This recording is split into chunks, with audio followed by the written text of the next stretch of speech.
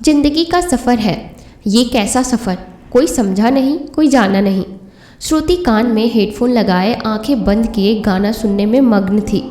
सुधांशु और नील आपस में गप्पे मार रहे थे। नील सुधांशु बचपन के दोस्त थे। सुधांशु कोई भी काम नील की जानकारी के बिना नहीं करता था। श्रुति को मग्न देखकर सुधांशु बोला, इसका काम सही है, पूरा सफ़र गाने सुनने में निकाल देती है।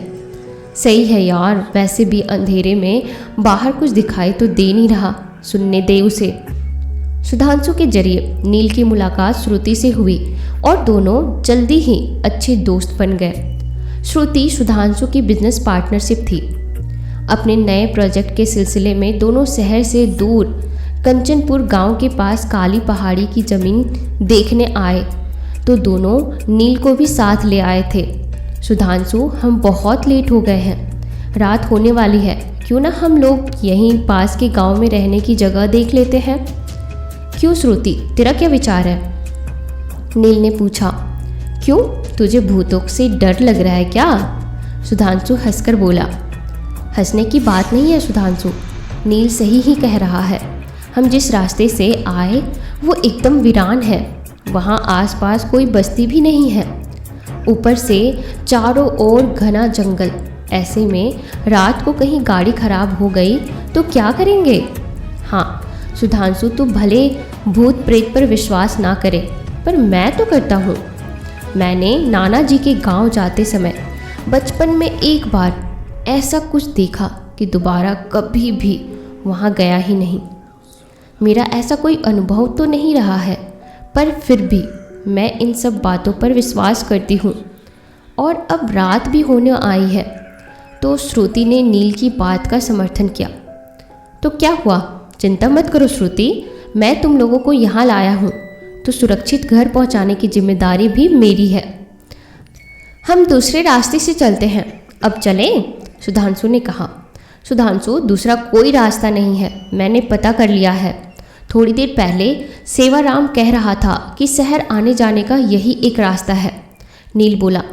ओके, फिर इसी से चलते हैं, आओ बैठो। सुधांशु ने गाड़ी का दरवाज़ा खोला। अगर रात को गाड़ी में कहीं कोई दिक्कत या गड़बड़ हो गई तो? मुझे तो दिन में ही वहाँ का सन्नाटा डरा रहा था। क्यों ना आज रात हम लोग कंचनपुर में ही रुक जाए, कल सुबह जल्दी शहर के लिए निकल लेंगे। क्यों नील?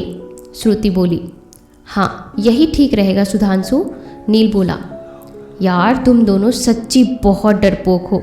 श्रुति, तेरी तो नई गाड़ी है, फिर भी डर रही हो? यह बात तुम कल ही कह देती तो मैं अकेला ही यहाँ आ जाता। हा हा हा हा, सुधांशु हंसते हुए कहा। हंसने की कोनो बात नहीं है बाबूजी, मेम साहब और नील साहब सच्ची ही तो कह रहे हैं। रात के समय जाने में कौनो समझदारी नहीं, सेवाराम ने कहा। अब तुम शुरू हो गए? झूठ नहीं बोलेंगे साहब, हमारी ज़िंदगी इसी गांव में बीती है।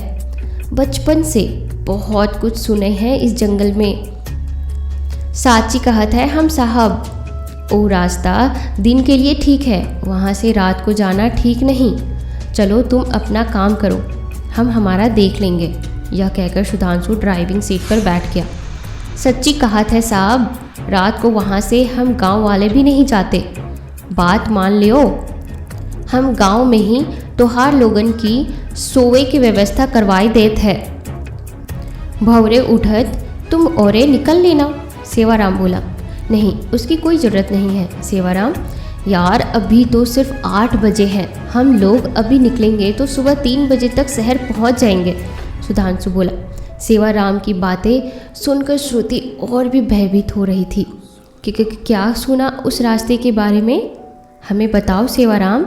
श्रुति हकलाते हुए बोली। मेम साहब, बहुत समय पहले यहाँ कुछ बहुत गलत हुआ था। इस काली पहाड़ी की ज़मीन खरीदने में कौनो समझदारी नहीं है। यहाँ शहर वालों का कोई कारोबार शुरू नहीं होता। क्यों सेवाराम? श्रुति बोली। बहुत लंबी कहानी है यह। यहाँ सिर्फ कंचनपुर, मधुपुर, मानपुर और 1-2 और छोटे कस्बे हैं। बस वहाँ के लोग ही कारोबार कर पाते हैं। किसी भी बाहर वाले का कोई भी प्रोजेक्ट आज तक शुरू नहीं हुआ। क्या बात कर रहे हो? ऐसा क्या है यहाँ जो कोई प्रोजेक्ट सफल नहीं होता? नील ने पूछा। सुधांशु साहब को हम पहले ही हिंट दिए थे कि यहाँ जो भी आया है बर्बाद हुआ है। यहाँ के बारे में अच्छी तरह पता कर ले, उसके बाद ही कोई निर्णय ले। सेवाराम कुछ कहता उससे पहले उसकी बात काटते हुए सुधांशु चिल्ला पड़ा। कभी तो चुप रहा करो सेवाराम, तुम बहुत बोलते हो। और जाओ यहाँ से, हम हमारा देख लेंगे। वैसे भी इन बेकार की बातों के लिए समय नहीं है, हम लोग अभी वापस जाएंगे।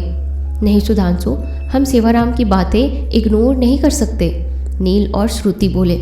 ठीक है, तो तुम दोनों गांव की बस सुबह शाम चलती है, उससे आ जाना, मैं अकेला चला जाता हूँ। सुधांशु गाड़ी स्टार्ट करने लगा। ठीक है, तुम नहीं मानते तो हम भी चलते हैं। साथ आए हैं तो परेशानी हो या सुख साथ भोगेंगे। जैसन आपकी मर्जी साहब, हमार फर्ज हम पूरा कर दिए, आगे तोहार लोगन की किस्मत, ईश्वर रक्षा करे, चलत है हम। सेवाराम चला गया। तुमने बेचारे सेवाराम को क्यों भगा दिया? वो तो हमारे भले की बात कर रहा था। नील सुधांशु के ऊपर गुस्सा होने लगा। सुधांशु, ऐसा क्या है वहाँ? क्या छुपा रहे हो तुम? सच, अब तो यह जगह देखकर तो हमें भी नेगेटिव फीलिंग आने लगी है। श्रुति ने फिर पूछा। कुछ भी नहीं, इन गांव वालों का काम ही है अफवाह फैलाना। सुधांशु बोला। अभी भी वक्त है सुधांशु, एक बार और विचार कर ले। हाँ नील, मुझे भी कुछ ठीक नहीं लग रहा। चलो, रात हो रही है, हम कंचनपुर चलते हैं। सच बताऊं तो मुझे अब इस काली पहाड़ी के प्रोजेक्ट में कोई दिलचस्पी नहीं रही। हम सुबह जल्दी शहर के लिए वापस निकल लेंगे, श्रुति बोली। सुधांशु मुस्कुराया और गाड़ी स्टार्ट करके आगे बढ़ा दी। वैसे तुम लोगों को बेवकूफ़ बनाना बहुत आसान है, यह आज प्रूफ हो गया। बेवकूफ़? और हम, वो कैसे? नील और श्रुति बोले। अरे यार, तुम लोग बात ही बेवकूफ़ी भरी कर रहे हो। नील, श्रुति, पहले मेरी बात समझो। यह गांव वाले बड़े ही सीधे साधे होते हैं, शहर वालों से दूर रहने में अपनी भलाई समझते हैं, इसलिए बेकार की बातें करके शहरी लोगों को डराते हैं ताकि कोई शहरी उनके गांव में प्रवेश ना करे। सुधांशु बोला। हाँ, शायद तुम सही कह रहे हो, नील बोला। एक बात बताओ, यह जो फैक्ट्री लगी है, यह सब क्या गांव वालों ने लगाई होगी? हो ही नहीं सकता, क्या पता रात को हमें यहाँ रोक कर डराने का प्लान हो। चलो अब चलते हैं, समय से निकलेंगे तो समय से पहुँच जाएंगे। हाँ, तेरी बात सही है सुधांशु, कुछ भी हो सकता है। चल श्रुति, अब और देर करने में कोई फ़ायदा नहीं, तू आराम से पीछे बैठ जा, मैं आगे बैठ जाता हूँ। नील ने श्रुति को समझाते हुए कार की पीछे की सीट पर बैठा दिया। श्रुति ने ईयरफोन लगाए और आंख बंद करके मोबाइल पर गाना सुनने लगी। यह गांव वाले भी बड़े अजीब होते हैं ना सुधांशु। सच बताऊं, सेवाराम की बातें सुनकर मैं भी डर गया था। अब तो लगता है इस जगह के लिए किसी और पार्टी से इसे ज़्यादा कमीशन मिल रहा होगा। हाँ नील, यही बात होगी, तभी तो मैंने कहा कि इन बातों पर विश्वास मत करो, यह अफवाहें हैं बस। तभी गाने सुनने में मग्न श्रुति को एहसास हुआ कि किसी ने उसके पैरों को छुआ। उसे लगा शायद नील ने छुआ होगा। क्या बात है नील, छुआ क्यों? कहाँ, क्या हुआ? तुमने कुछ कहा श्रुति? नील ने गर्दन घुमाकर पूछा। तुमने मुझे छुआ क्यों? श्रुति बोली। मैंने नहीं तो, तू सोई थी क्या? मैं और सुधांशु तो कब से बातें करते जा रहे हैं, तूने देखा नहीं? पूछ सुधांशु से, नील ने कहा। श्रुति, लगता है तू और तेरा दिमाग अभी भी वही गांव में घूम रहा है। हा हा हा, सुधांशु हंसा। हाँ शायद, श्रुति ने फिर आंखें बंद करके सोने की कोशिश की तो फिर एक सरसराहट अपने समीप महसूस की। चौंक कर देखा तो कुछ भी नहीं था। नहीं, यह मेरा भ्रम नहीं हो सकता है। नील, कुछ तो है जो मुझे अजीब लग रहा है। नील प्लीज़, तुम पीछे आ जाओ, मैं अकेली नहीं बैठूंगी। जा भाई, तू उसके साथ ही बैठ, नहीं तो यह ऐसे ही डरती रहेगी। सुधांशु ने बीच जंगल में गाड़ी रोक दी। नील उतरकर श्रुति के साइड का गेट खोलने लगा। रात के 12 बज रहे थे। चारों ओर घना अंधेरा और जंगल से अजीब सी डरावनी आवाज़ें और हवा की सरसराहट सिहरन पैदा कर रही थी। गाड़ी से बाहर खड़े नील को मन ही मन डर लग रहा था। श्रुति यार लॉक तो खोल, गेट खुल नहीं रहा तो मैं अंदर कैसे आऊँ? नील झल्ला उठा। लॉक तो खुला है नील, रुको मैं अभी अंदर से भी गेट खोलती हूँ। श्रुति गेट खोलने की कोशिश करने लगी पर कार का दरवाज़ा जरा भी टस से मस नहीं हो रहा था। अरे यार रात यहीं बितानी है क्या? क्या कर रहे हो तुम दोनों? कोई लॉक नहीं लगा है, मैं सब चेक कर चुका हूँ। सुधांशु ने अंदर से सारे सिस्टम चेक करके देखकर बोला। लगता है किसी कारण से गेट तो जाम नहीं हो गया। नील एक काम कर, तो अंदर आ और अपनी सीट को थोड़ा झुकाकर अंदर से ही पीछे चला जा, बेकार में देर हो रही है। ओके यही ठीक रहेगा। नील अपनी सीट पर बैठने के लिए गेट ओपन करने लगा।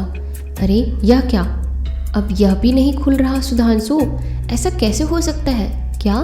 सुधांशु चौंका। जरूर कुछ गड़बड़ है सुधांशु, मुझे लगता है सेवाराम सही कह रहा था। नई गाड़ी में ऐसी समस्या हो ही नहीं सकती। गाड़ी के दरवाजे खोलने की कोशिश में नील के पसीने छूटने लगे। क्या कुछ भी अनाप शनाप बोल रहे हो नील? तुम दोनों खुद डर के मारे दरवाज़ा भी नहीं खोल पा रहे और बेकार की बातें और करने लगते हो। हद है यार, सुधांशु चिल्लाया। सुधांशु माँ कसम, मैं झूठ नहीं कह रहा हूँ। अच्छा तू देख, तेरी तरफ का दरवाज़ा खुल रहा है क्या? नील ने कहा। हाँ मेरा तो खुल रहा है, यह देखो। सुधांशु ने सीट पर बैठे ही दरवाज़ा खोलकर दिखाया। एक काम करो, तुम यहाँ से अंदर आओ, मैं बाहर निकलता हूँ। चलो जल्दी, अब देर मत करो। सुधांशु जैसे ही बाहर निकला वैसे ही वो भी गेट खट से बंद हो गया। अरे रे, यह कैसे बंद हुआ? यह कैसे हो सकता है? अब तो सुधांशु के भी पसीने छूट गए। उसे भी अनहोनी की आशंका सताने लगी थी। श्रुति, तेरी गाड़ी में पहले भी ऐसी समस्या हो चुकी है क्या? नील ने पूछा। नहीं नील, गाड़ी तो एकदम नई है। हाँ पहली बार इतनी दूर लेकर आए हैं, पर उससे तो कोई समस्या नहीं होनी चाहिए। फिर यह कैसे हो रहा है? मुझे कुछ समझ नहीं आ रहा। समझ में तो हमारे भी कुछ नहीं आ रहा श्रुति। यह क्यों नहीं खुल रहे? सुधांशु सिर पर हाथ रखकर बोला। उफ, एक तो घनघोर अंधेरा, ऊपर से यह डरावनी आवाज़ें। नील, सुधांशु कुछ करो, मुझे बहुत डर लग रहा है। गाने सुनने के कारण मेरे मोबाइल की बैटरी डिस्चार्ज हो गई है। मुझे तुम लोग भी दिखाई नहीं दे रहे हो। श्रुति रोने लगी। श्रुति रो मत, हम दोनों कोशिश कर रहे हैं ना। एक काम कर, तो आगे आकर गाड़ी की सभी लाइट्स ऑन कर दे। रोशनी हो जाएगी, तब तक हम गाड़ी के लॉक खोलने की कोशिश करते हैं। तो चेक करके देख, कहीं गलती से गाड़ी लॉक तो नहीं हो गई है। नील बोला। हाँ यह हो सकता है श्रुति, नील सही कह रहा है। तो आगे जाकर लॉक खोलने की कोशिश कर। नील अपने मोबाइल से श्रुति को जरा रोशनी दिखा दे। मेरा फ़ोन गाड़ी के अंदर ही रह गया है। सुधांशु जेब टटोलते हुए बोला। मेरे मोबाइल की बैटरी तो शाम को ही डिस्चार्ज हो गई थी सुधांशु। मैं कोशिश करके देखती हूँ, पर मुझे बहुत डर लग रहा है नील। हमें रात वहीं रुक जाना चाहिए था। श्रुति लड़खड़ाती जुबान से बोली। वह डर के मारे बुरी तरह कांप रही थी। अंधेरा इतना घना था कि कार के अंदर श्रुति भी नहीं दिख रही थी। सितंबर का महीना था तो चांद भी बदली में छुपा हुआ था। श्रुति उठने लगी तो अचानक घर घर की आवाज़ के साथ कार अपने आप स्टार्ट हो गई। यह देख श्रुति की चीख निकल गई। ये कैसे? नील, सुधांशु मुझे बचाओ। श्रुति डर से चीखने लगी और एक झटके से गाड़ी स्टार्ट होकर तेज रफ्तार के साथ आंखों से ओझल हो गई। हे भगवान, यह सब क्या हो गया? हम सेवाराम की बात मान लेते तो सही रहते सुधांशु। अब हम श्रुति को कैसे ढूंढेंगे? नील सिर पकड़कर बैठ गया। वो तो हमारे साथ आ ही नहीं रही थी। तेरे कहने पर उसे साथ में लेकर आया था। अब उसके भाई को क्या जवाब दूंगा? अब क्या करेंगे और क्या बताएंगे श्रुति के भाई को? सुधांशु तू सही कह रहा है नील, श्रुति की गाड़ी उसे लेकर अपने आप गायब हो गई। इस बात पर कौन विश्वास करेगा? चर्र मर्र सूखे पत्ते चरमराने की आवाज़ आने लगी। ऐसा आभास हुआ जैसे कोई उनकी ओर चला आ रहा है। इस बारे में हम बाद में सोचेंगे नील, पहले तो अपनी सुरक्षा की सोचो। सुनो, सूखे पत्ते की आवाज़ से लग रहा है कि कोई इधर आ रहा है। तेज हवाओं के कारण पेड़ों की डालियाँ किर किर की डरावनी आवाज़ें निकाल रही थी। अब क्या करें? आग जला लेते हैं। हाँ, यही सही होगा। तुरंत दोनों ने आसपास की सूखी टहनियाँ और पत्ते जमा किए और सुधांशु ने अपना रुमाल को सिगरेट लाइटर से आग लगाई और उस ढेर को आग लगा दी। नील आंखें मल मल कर चारों ओर देखने की कोशिश कर रहा था, पर हर ओर सिर्फ अंधेरा और घना जंगल ही नजर आ रहा था। सुधांशु, यहाँ इतने पेड़ हैं पर ऊपर चढ़ने लायक एक भी नहीं है कि हम उस पर चढ़कर यह देख सकें कि आसपास कोई बस्ती में रोशनी दिख जाए और हमें कोई मदद मिल सके। पत्तों के खड़खड़ाने की आवाज़ अब बंद हो गई थी। यह तो शायद हवा की आवाज़ थी, अब बंद हो गई। हाँ शायद, लेकिन अब भेड़ियों के रोने की आवाज़ से दिल की धड़कन तेज होने लगी। अरे बाप रे, यहाँ भेड़िए भी हैं। नील घबराया।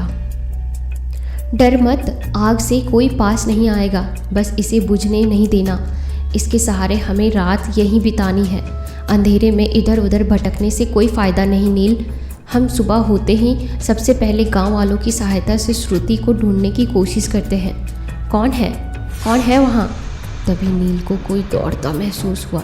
बचाओ, मुझे बचाओ! छपाक के स्वर के साथ किसी महिला की पानी में हाथ पैर मारने की आवाज़ आने लगी। चल देखते हैं, कोई मुसीबत की मारी लगती है, वरना इस अंधेरे जंगल में इतनी रात को क्या करने आती। सुधांशु उठकर जाने लगा। चुपचाप बैठे रहो, क्या पता कोई छलावा हो, यह भी हो सकता है। सुधांशु फिर आग के समीप बैठ गया। दोनों खामोशी से हाथ में मजबूत टहनियाँ लिए बैठे थे। देख, आवाज़ बंद हो गई ना? मैंने सही कहा था, यह छलावा हो सकता है। नील बोला। पर तुझे कैसे पता चला? नाना जी के गांव में ऐसा ही कोई चक्कर था। वो अक्सर सबसे कहा करते थे कि सुनसान जगह पर कोई पीछे से आवाज़ दे तो कभी मुड़कर मत देखना। क्यों भला? कोई अपना भी तो हो सकता है ना, किसी काम से बुला सकता है। सुधांशु ने पूछा। सुधांशु, तुम कभी गांव नहीं गए या फिर वहाँ से कोई संबंध नहीं है क्या?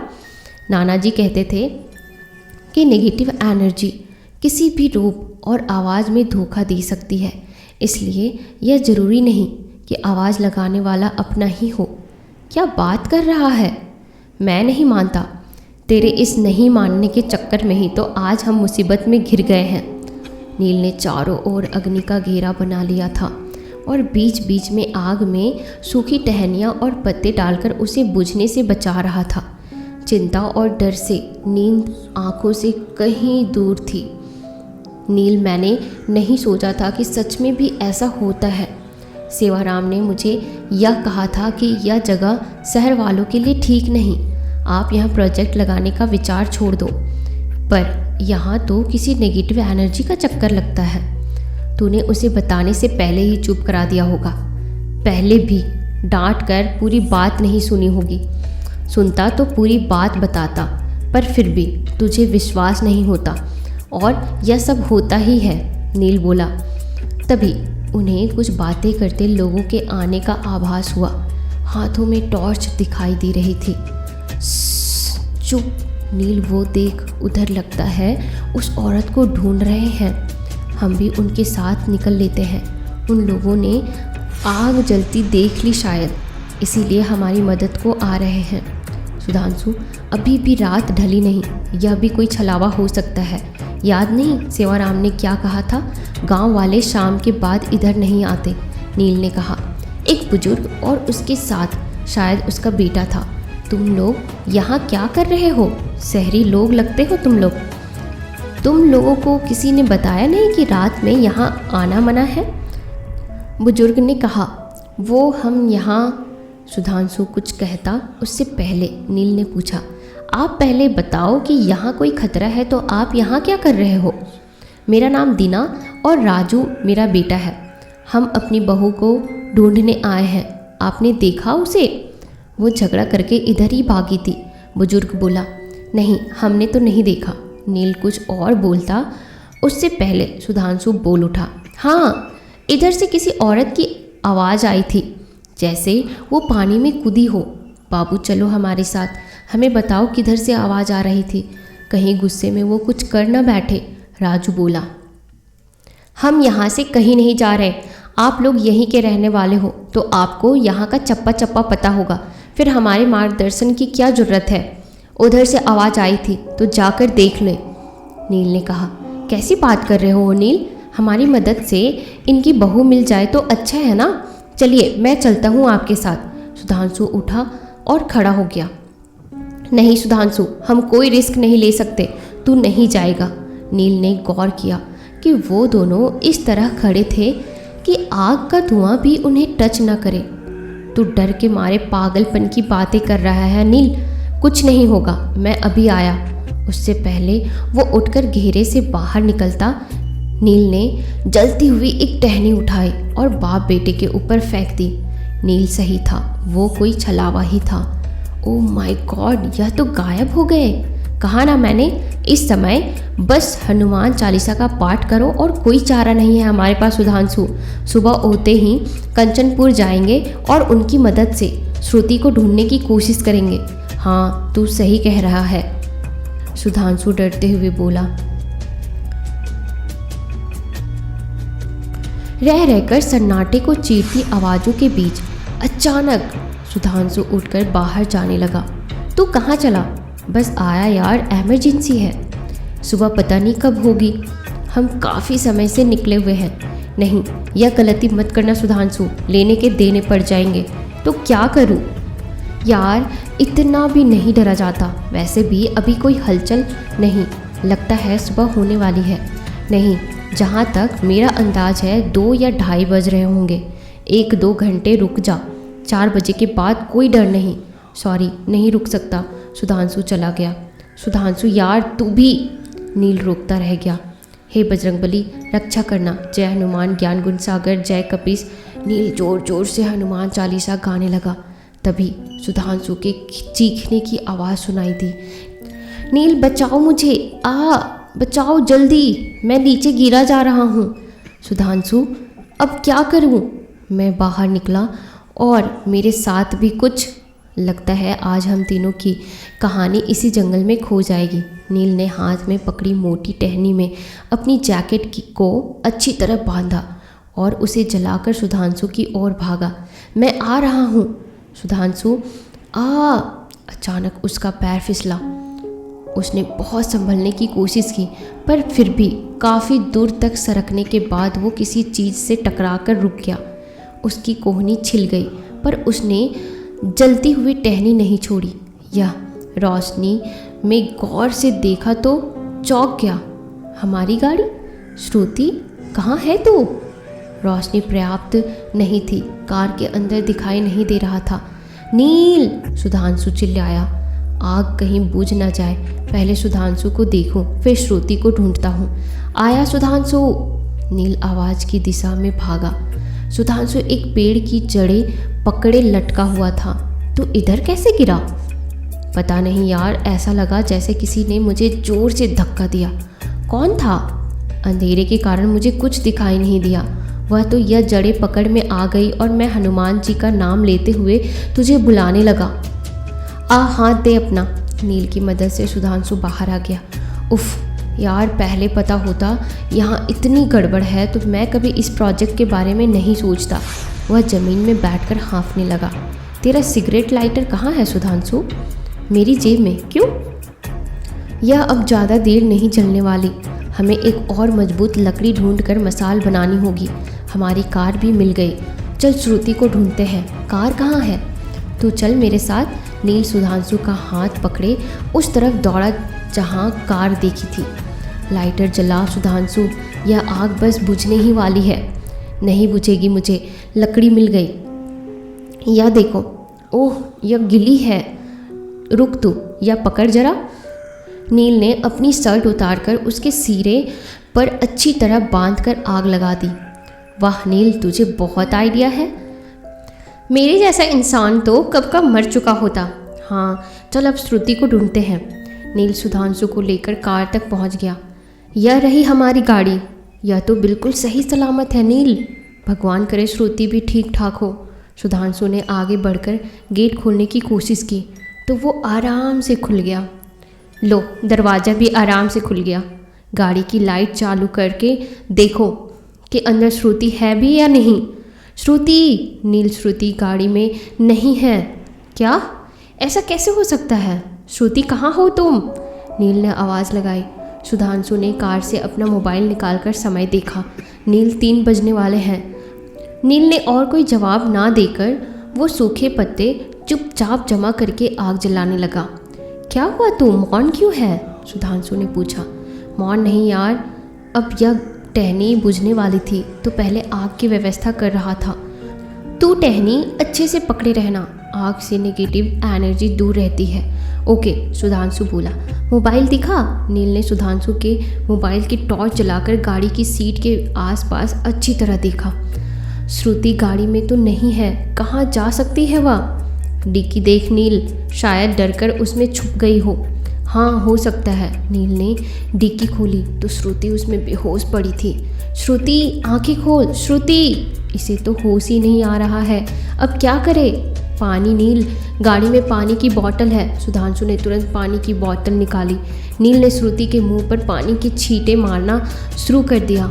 छींटे पड़ते ही श्रुति के शरीर में हलचल होने लगी। छोड़ो मुझे, नहीं! चीखकर उठी तो नील और सुधांशु को देखा तो नील से लिपट गए। नील, तुम लोग आ गए? क्या हुआ तेरे साथ और डिक्की में कैसे? नील ने पूछा। अचानक गाड़ी रुकी और दरवाज़ा भी आराम से खुल गया। मैं डरते हुए उतरी, सोचा आगे बैठकर गाड़ी स्टार्ट करके तुम लोगों के पास ले जाऊं। घने अंधेरे में कुछ दिखाई नहीं दे रहा था। जैसे ही गाड़ी से उतरी, किसी के हाथों का दबाव क्षण भर के लिए मेरे गले पर महसूस हुआ, लेकिन एक चीख के साथ वो साया दूर होकर गायब हो गया। मैं डर के मारे डिक्की में जाकर छुप गई और कैसे बेहोश हुई पता नहीं। नील, एक बात नहीं समझ आ रहा, उसने श्रुति को मारने की कोशिश की, फिर चीख कर भागा क्यों? उसका कारण यह है, नील ने श्रुति के गले में पड़ा देवी की मूर्ति का लॉकेट बांध दिया था। उसने इसे मारने की कोशिश की होगी, पर इससे टच होते ही वो चीख कर गायब हो गया होगा। चलो, अब सब ठीक है तो वापस चलते हैं। गाड़ी में बैठो, आओ। सुधांशु बोला। नहीं सुधांशु, अभी तो रात है, अभी भोर का प्रथम पहर शुरू नहीं हुआ। इस समय हमारी सुरक्षा यह अग्नि कर सकती है। आओ, यहीं पे बैठते हैं। आधे घंटे बाद हम वापस कंचनपुर चलेंगे। कंचनपुर क्यों? दोनों बोले। यह सब क्या चक्कर है, जानना है मुझे, पर अब हमें इस प्रोजेक्ट में ही कोई इंटरेस्ट नहीं है। तो फिर क्यों?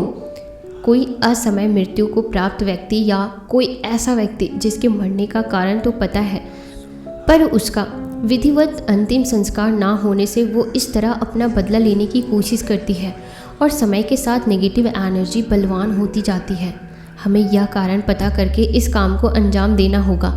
नहीं कर पाओगे, तुम कुछ नहीं कर पाओगे। हा हा हा हा, मारे जाओगे, सब मारे जाओगे। अचानक से अट्टहास भरी आवाज़ें सुनाई देने लगी और कुछ परछाइयाँ भी जो उनके चारों ओर घूम रही थी। नील, श्रुति डरकर नील से निपट गई। डरो मत श्रुति, अब बस सुबह होने ही वाली है, फिर यह लोग हमारा कुछ नहीं बिगाड़ पाएंगे। थोड़ी देर में चिड़ियों की चहचहाने का स्वर सुनाई देने लगा। मॉर्निंग हो गई नील? हाँ। टाइम क्या हुआ सुधांशु? मेरा मोबाइल बंद हो गया है नील। रुक जाओ फिर, जंगल में जल्दी उजाला दिखता है। इन हालात में रोशनी के अलावा और कुछ सच नहीं हो सकता। उजाला होते ही निकलते हैं। जैसा तुम कहो, तुम्हारी हर बात सही साबित हो रही है नील। थोड़ी देर में आसमान लाल रंगत के साथ दिखाई देने लगा। अब सुबह हो गई, चलो उठो सब। तीनों गाड़ी में बैठकर कंचनपुर की ओर निकल गए। तो दोस्तों, आपको क्या लगता है, क्या नील, सुधांशु और श्रुति कंचनपुर जा कर के इन आत्माओं के बारे में पता लगा पाएंगे? क्या वो उसके पीछे का राज जान पाएंगे जिसकी वजह से ये आत्माएं जंगल में भटक रही है? क्या उन आत्माओं को वो मुक्ति दिलाने में सफल हो पाएंगे?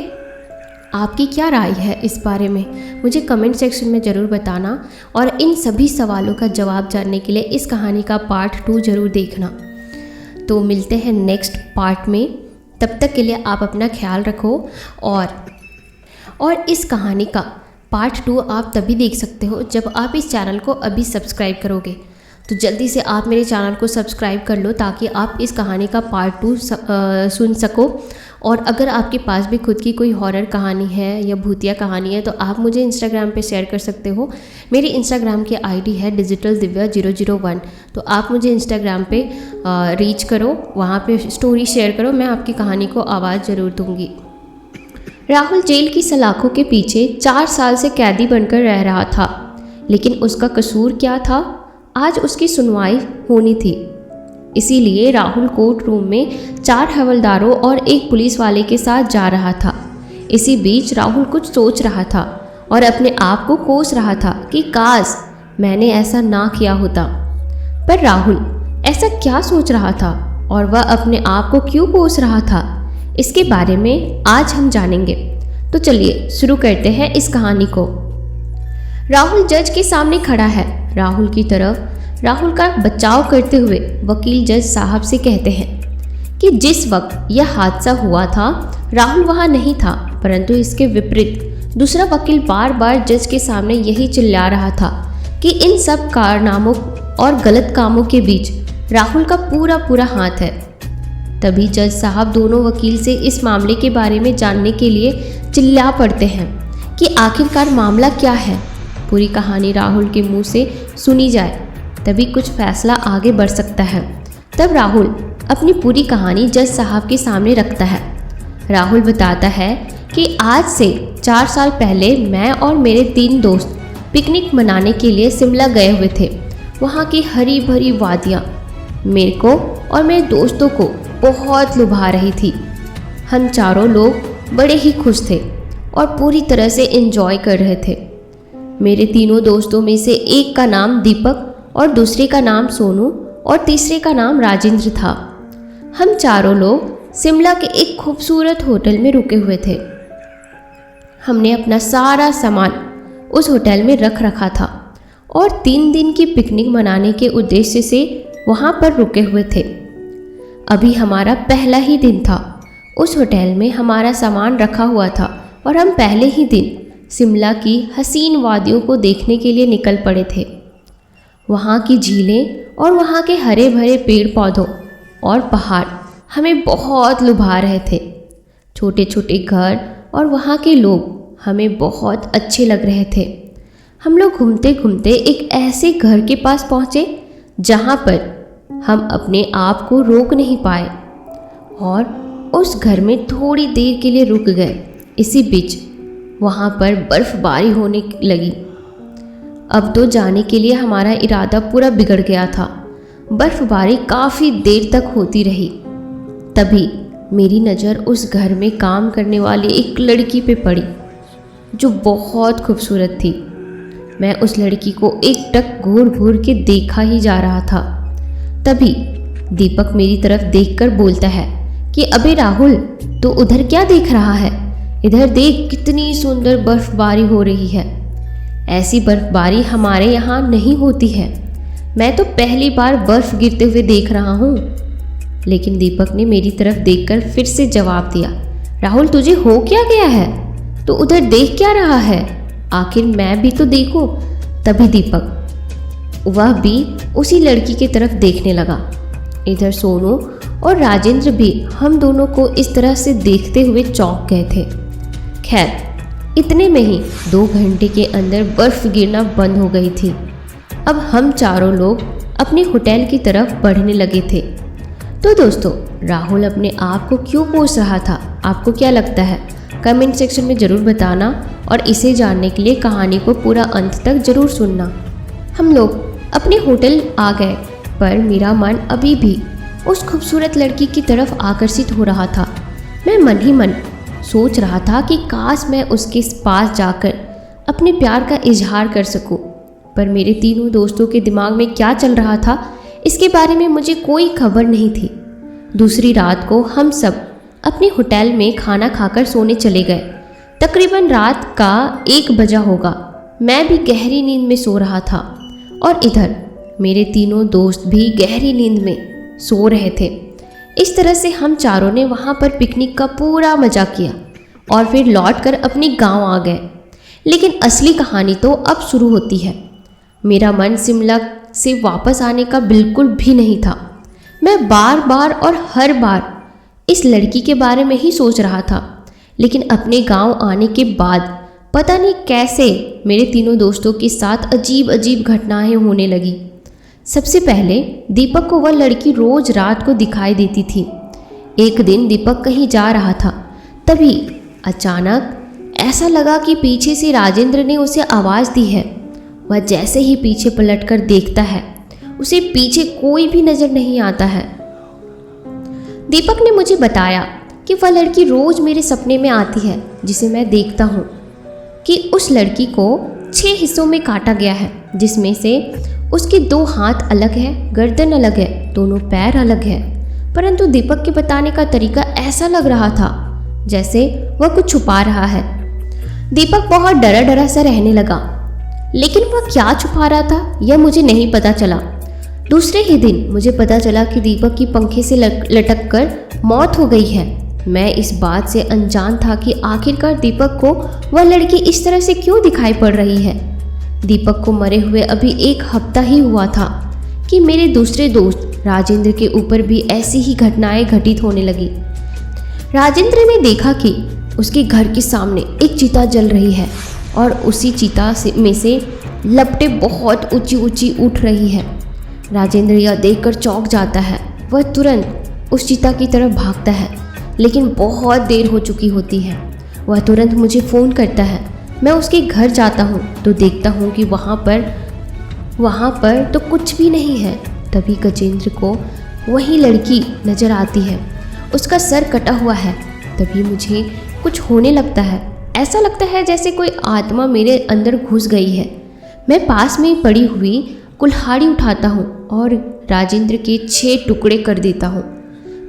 पर मेरी समझ में यह नहीं आ रहा था कि आखिरकार हम लोगों के साथ ऐसा क्या हो रहा है। मुझे इस तरह से करता हुआ देखकर वहाँ पर भीड़ इकट्ठा हो जाती है। मैं तुरंत वहाँ से भाग जाता हूँ। मेरे हाथ अब खूनी हाथों से रंग गए थे। मुझे खुद समझ नहीं आ रहा था कि मेरे अंदर अचानक से इतना बदलाव कैसे आ गया। ऐसा लगा जैसे मानो कोई आत्मा मेरे अंदर घुस गई हो और वह मुझसे यह सब करवा रही हो। तभी वहाँ पर पुलिस आ जाती है और वह छानबीन करने लगती है, लेकिन मैं उनकी पहुँच से बहुत दूर जा चुका होता हूँ। तो आखिरकार उस लड़की को किसने मारा था, इसका पता बहुत ही जल्द पता चलेगा। इसे जानने के लिए आप इस कहानी को अंत तक जरूर सुने।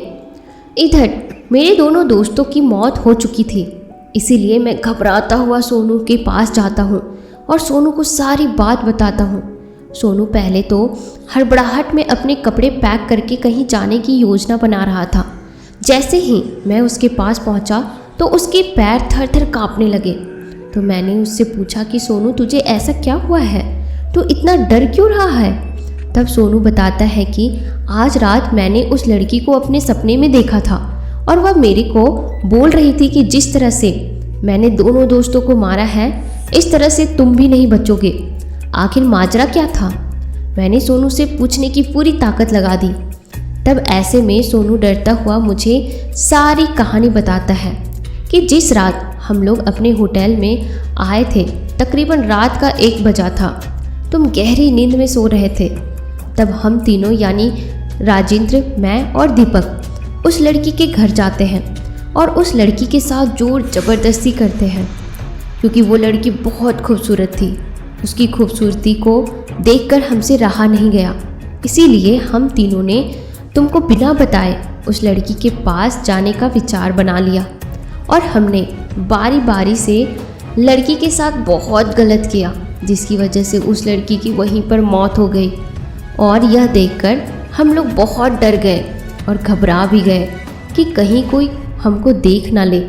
इस डर की वजह से सोचने लगे कि अब इस लड़की का क्या करें। तो ऐसे में हमने उस लड़की के 6 टुकड़े करके उसके घर से थोड़ा दूर एक खाली ज़मीन में ले जाकर दफन कर दिया और जल्दी से वहाँ से निकलकर होटल में तुम्हारे साथ सोने का नाटक करने लगे। तो राहुल के सामने सोनू ने पूरा सच उगल दिया। अब राहुल लड़की की मौत की सच्चाई को जान चुका था, जिसकी वजह से वह अंदर से टूट गया था। अतः उसने कहा कि तुम तीनों ने मिलकर उस लड़की के साथ बहुत गलत किया, जिसका अंजाम आज तुम लोग भुगत रहे हो। और सबसे बड़ी गलती तुमने मेरे साथ करी। यदि उस रात अगर तुम तीनों ने मुझे बता दिया होता तो शायद मैं तुम तीनों को वहाँ जाने से रोकता, लेकिन तुमने ऐसा नहीं किया और मेरे पीठ पीछे तुमने इतनी बड़ी गलती को अंजाम दे दिया। राहुल फूट फूट कर रोने लगा और कहने लगा कि जरा सा भी उस लड़की के बारे में तुमने नहीं सोचा। तभी सोनू राहुल से कहता है कि मुझे बचा लो, नहीं तो वह लड़की मुझे मार डालेगी। ऐसे में राहुल बोलता है कि बिल्कुल ऐसे ही होना चाहिए, और जिस तरह से राजेंद्र और दीपक की मौत हुई है इसी तरह से तुम्हारी भी मौत होनी चाहिए। तुम जिंदा रहने के लायक नहीं हो। तुम लोगों की वजह से मेरे हाथ खून से रंग गए हैं। दीपक की मौत मेरे हाथों हो गई है।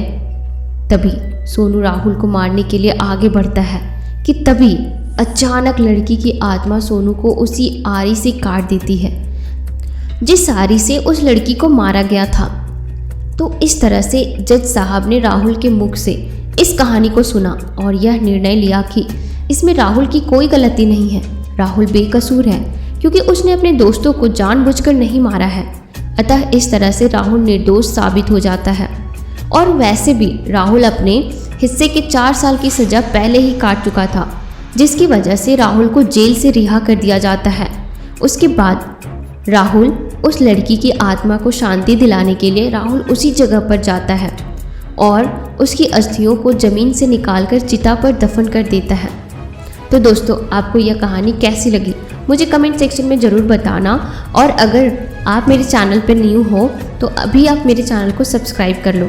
और अगर आपके पास भी कोई ऐसी खुद की हॉरर कहानी है या भूतों से रिलेटेड कोई एक्सपीरियंसेस है तो आप मुझे इंस्टाग्राम पे शेयर कर सकते हो।